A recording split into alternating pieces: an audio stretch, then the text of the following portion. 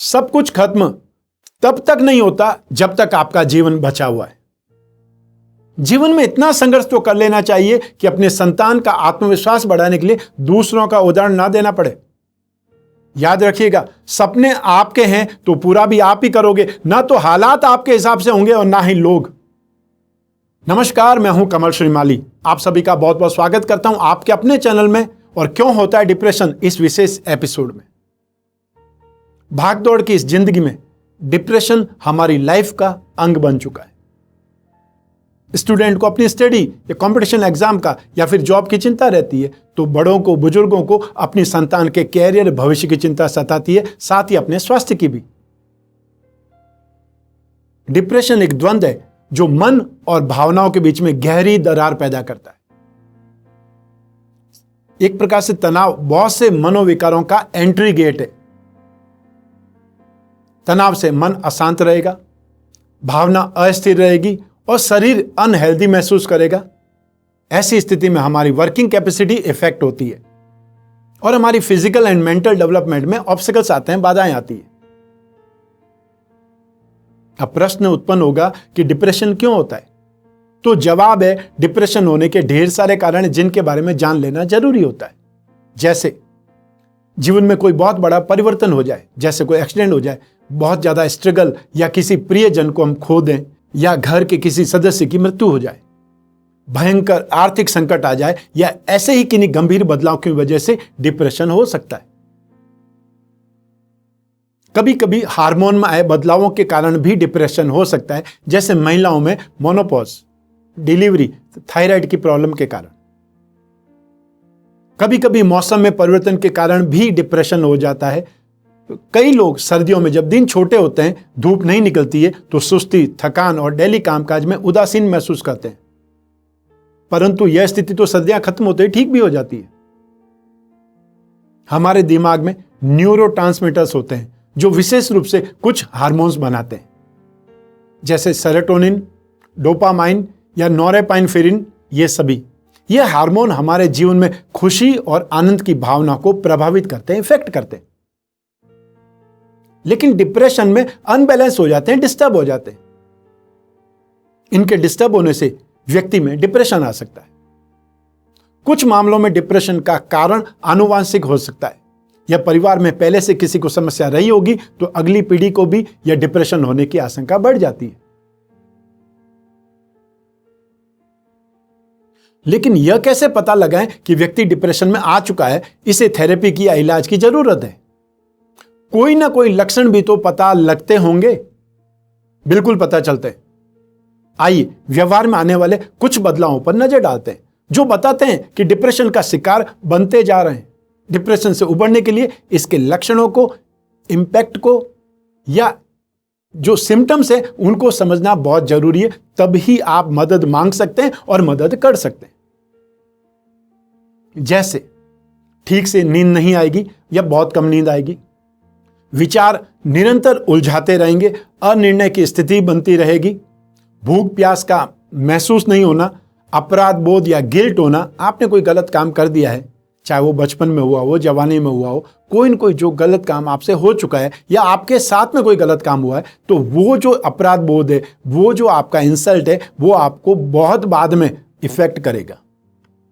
हर समय उदास बने रहना, अपने आप में कॉन्फिडेंस की कमी हो जाना, बहुत ज्यादा थकान महसूस करना या सुस्ती लगातार बने रहना, गुस्सा, इरिटेशन, चिड़चिड़ाहट, एक्साइटमेंट या बेचैन रहना, नशीले पदार्थों का सेवन करना, चाहे वो शराब हो, चाहे वो ड्रग्स हो, चाहे वो खैनी हो, चाहे वो तंबाकू हो, चाहे वो सिगरेट हो। जब बहुत ज्यादा होता है, अति सर्वत्रवजियत, जो चीज बहुत ज्यादा हो जाती है वो खराब ही होती है। और यूं भी जिसको नशा बोला जाता है वो तो शरीर का दुश्मन है। कंसंट्रेशन अर्थात एकाग्रता में कमी, सुसाइड का ख्याल बार बार आना और किसी काम में अपना इंटरेस्ट नहीं दिखाना। यदि इनमें से कुछ कारण आपको किसी में दिखाई देते हैं तो उस पर ध्यान रखना जरूरी है। देर सवेर उसे इलाज की जरूरत पड़ेगी। क्योंकि हमारा विषय ज्योतिष और अध्यात्म है, तो उस हिसाब से डिप्रेशन का कारण ढूंढने का प्रयास करते हैं। ज्योतिष शास्त्र क्योंकि हमारे जीवन के रोजमर्रा के हर पहलू पर असर रखता है, तो स्वाभाविक रूप से इस समस्या का समाधान भी प्रस्तुत कर सकता है। कोई कुंडली को देख करके जाना जा सकता है कि यह डिप्रेशन हो सकता है, डिप्रेशन का शिकार है या नहीं है। जन्म कुंडली का फर्स्ट भाव, पहला भाव, जिसे लग्न बोलते हैं, मस्तिष्क का रिप्रेजेंटेशन करता है, प्रतिनिधित्व करता है, और चंद्रमा को मन, मस्तिष्क और भावनाओं का स्वामी माना जाता है। चंद्रमा की भूमिका डिप्रेशन में सबसे बड़ी मानी जाती है। कुछ स्थितियां बनने पर डिप्रेशन होना संभव है। जैसे एग्जाम्पल के रूप में लेते हैं, चंद्रमा लग्न में या नवांश कुंडली में नीच राशि का हो, या फिर चंद्रमा पाप ग्रहों से शनि, सूर्य, राहु, मंगल इनसे युक्त हो अर्थात इनके साथ में बैठा हो, या इन ग्रहों की दृष्टि हो, या चंद्रमा अस्त हो तो डिप्रेशन में आ सकता है। यदि चंद्रमा त्रिक भाव यानी कि 6th हाउस, 8th हाउस या 12th हाउस में हो और उसकी दशा अंतर्दशा चल रही हो तो डिप्रेशन संभव है। यदि चंद्रमा केंद्रुम दोष के प्रभाव में हो, ग्रहण दोष के प्रभाव में हो, विष दोष के प्रभाव में हो तो भी डिप्रेशन होना संभव है, क्योंकि ये स्थितियां डिप्रेशन की स्थिति को और ज्यादा बढ़ा देती है या आपकी मन स्थिति को कमजोर बना देती है, आपको बहुत ज्यादा परेशान कर देती है, तनावग्रस्त बना देती है। दूसरी बड़ी भूमिका बुध की होती है। बुध को चंद्रमा का पुत्र भी माना जाता है। जहां बुध को बुद्धि का स्वामी कहते हैं, वहीं यह भी कहा जाता है कि डिप्रेशन को कम या ज्यादा करने में बुध की भूमिका महत्वपूर्ण होती है। चंद्रमा को 3 ग्रह शनि, राहु और सूर्य प्रभावित प्रतिकूल ढंग से ज्यादा करते हैं, और ये तीनों ग्रह अलग अलग ढंग का, अलग अलग तरह का डिप्रेशन देते हैं। यदि कुंडली में बुध शुभ है तो उस पर प्रतिकूल ग्रहों का प्रभाव ज्यादा नहीं पड़ेगा, क्योंकि बुध बुद्धि का कारक है और बुद्धि मन पर आसानी से काबू पा लेती है। शनि जब चंद्रमा को प्रभावित करता है तो बहुत तकलीफ होती है। ऐसे हालात में व्यक्ति अध्यात्म की ओर मुड़ जाता है। वहीं जब राहु डिप्रेशन देता है तो व्यक्ति को कल्पना वाली बीमारियां, इमेजिनेशन वाली बीमारियां, इन सभी का सामना करना पड़ता है। जब सूर्य चंद्रमा के निकट होता है तो व्यक्ति अपनी खुशी और दुख पर नियंत्रण नहीं कर पाता। कभी कभी बृहस्पति डिप्रेशन को कम कर देता है, क्योंकि चंद्रमा को बृहस्पति से पॉजिटिव बनने की ताकत मिलती है। जब डिप्रेशन का कारण मालूम चल जाए तो निवारण के बारे में भी सोचना चाहिए। सबसे पहले सामान्य उपाय, घरेलू उपायों का सहारा लें। डिप्रेशन दूर करने के लिए कम से कम 8 घंटे की नींद लें। नींद पूरी होगी तो दिमाग तरोताजा होगा, सोच सुधरेगी, और साथ ही साथ नेगेटिव मेंटेलिटी, नकारात्मक भाव मन में कम आएंगे। इसके अलावा प्रतिदिन सूरज की रोशनी में कुछ देर जरूर रहें, इससे डिप्रेशन जल्दी दूर होगा। हमारे आसपास पॉजिटिव एनर्जी का सबसे बड़ा रिसोर्स है, सबसे बड़ा स्रोत खजाना है, वह है सूर्य। और यूं भी इस लॉकडाउन के पीरियड में सबसे ज्यादा लोग डिप्रेशन में आए हैं, डिप्रेशन का शिकार बने, क्योंकि घर से बाहर जाना ही बंद हो गया था। तो ऐसी स्थिति में आप अपने आप को थोड़ा चेंज करें।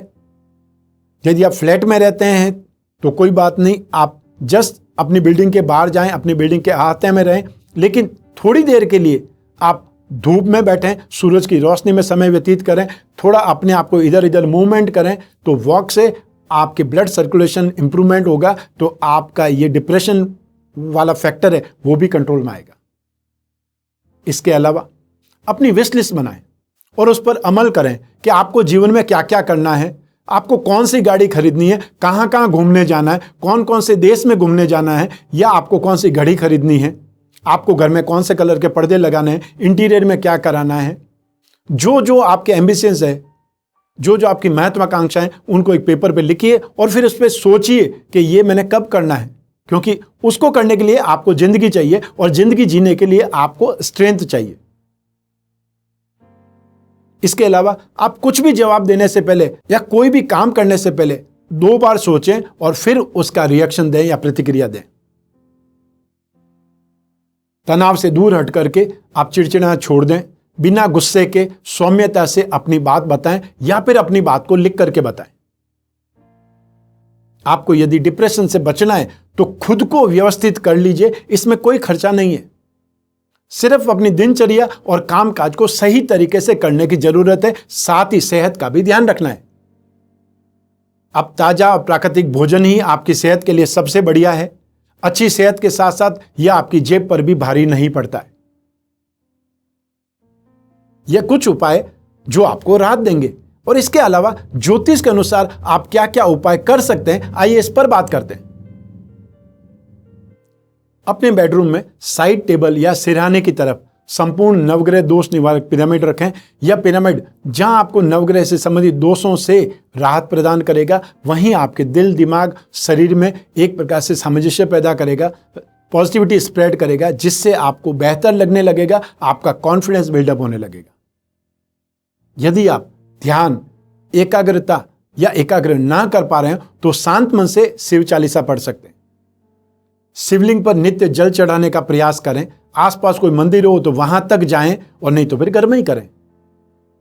मां मृत्युंजय मंत्र का जाप करें, और या फिर आप जो भी पीड़ित व्यक्ति है या आप खुद ही हैं तो रुद्राष्टकम का पाठ करें, या फिर अपने आसपास म्यूजिक सिस्टम के माध्यम से रुद्राष्टकम का पाठ, शिव चालीसा का पाठ, मां मृत्युंजय मंत्र का पाठ या जो भी आपको पसंद है वो मंत्रों का जाप सुनने का प्रयास करें। चंद्रमा का मंत्र ओम चम चंद्रमसे नमः और या फिर ओम सोम सोमाय नमः, इस मंत्र का जाप जब भी आपकी इच्छा हो, जब भी मन करे, मन ही मन जपते रहें। और या फिर मां मृत्युंजय मंत्र का जाप करें। आप दूध, चावल, जवार, सफेद कपड़ा, कपूर, इन सभी का दान कर सकते हैं। सबसे बड़ा दान कौन सा होता है आपको मालूम है? सबसे बड़ा दान होता है कफन का दान। जो भी लावारिस लाशों का अंतिम संस्कार करते हैं उन संस्था से संपर्क करिए, यथाशक्ति सफेद कपड़ा उन्हें भिजवाएं या देकर के आएं, जितना आपकी पॉकेट अलाउ करती है। और ऐसा सोमवार को कर पाएं तो और ज्यादा बेहतर है। इससे दो उद्देश्य पूरे हो जाएंगे। जो लावारिस लोग हैं उनको कफन का इंतजाम हो जाएगा और आपका दान हो जाएगा। तो सबसे बड़ा दान देकर के आप बहुत कुछ अपने मन में राहत महसूस कर सकते हैं, डिप्रेशन में कमी हो सकती है। क्योंकि डिप्रेशन का एक कारण बुध भी है, इसलिए यदि आपकी कुंडली में बुध प्रॉब्लम दे रहा है, और यदि बुध प्रॉब्लम नहीं भी दे रहा है तब भी बुध के दान के लिए आप जो अनाथ आश्रम में, भंडारे में है, या जरूरतमंदों के लिए जहां खाना बनता है वहां लौकी, तोरई, कद्दू, हरी सब्जियों की व्यवस्था कर सकते हैं, देकर के आ सकते हैं। भारतीय संस्कृति में मां को भगवान का दर्जा दिया गया है। यदि आप डिप्रेशन में तो अपनी मां से खुल करके और अधिक से अधिक बात करें। और यदि दुर्भाग्य से मां नहीं है इस दुनिया में तो कोई भी अधिक आयु की महिला या फिर आपकी बड़ी बहन, आपकी बड़ी भाभी, आपकी बुआ, आपकी चाची, आपकी ताई, जो भी महिला हो उनसे अपनी बात करें। जो आपसे आत्मीय संबंध रखती हो या जिनसे आपका अटैचमेंट है उनसे बात करें, लेकिन अपने दिल की बात को दिल में ही नहीं रख करके उसे बाहर निकालें। इन उपायों में से जितना भी हो सके उतना करने का प्रयास करना चाहिए और इन उपायों से आपको बहुत अधिक राहत मिलेगी। लेकिन सबसे बड़ी बात तो जब तक कुंडली सामने नहीं आएगी, जब तक आप एग्जैक्ट नहीं बता सकते कि कौन कौन से ग्रहों के कॉम्बिनेशन का उपाय करना जरूरी है। जो ये मैंने बताया है वो डिप्रेशन का रीजन है और ज्योतिष में क्या क्या उपाय हो सकते हैं वो मैंने बतलाया। लेकिन इसके अलावा भी उपाय हो सकते हैं। वो सब आपकी कुंडली या जो भी पर्सन है जो डिप्रेशन में, उसकी कुंडली देखने से पता चलेगा कि इस व्यक्ति को कहां तक समय खराब है, क्या उपाय करने से राहत मिलेगी या इसकी रक्षा और किस ढंग से की जा सकती है। क्योंकि डिप्रेशन का मतलब एक प्रकार से खतरा है, मार के इसकी स्थिति है। यदि आप अपने आसपास किसी व्यक्ति को ऐसा देखते हैं जिसको डिप्रेशन है और उसे राहत की जरूरत है, थेरेपी की जरूरत है, तो उससे उसकी कुंडली मांगिए और उस कुंडली का विश्लेषण कराने का भरसक प्रयास कीजिए। आज इस एपिसोड में बस इतना ही। स्वस्थ रहें, प्रसन्न रहें, अपना, अपने परिवार का और अपने घर में जो बहुत ज़्यादा सेंसिटिव लोग हैं उनका बहुत ज़्यादा ख्याल रखें। आप सभी को मेरा नमस्कार, बहुत बहुत शुभकामनाएं। ईश्वर आपकी रक्षा करे। बहुत बहुत धन्यवाद।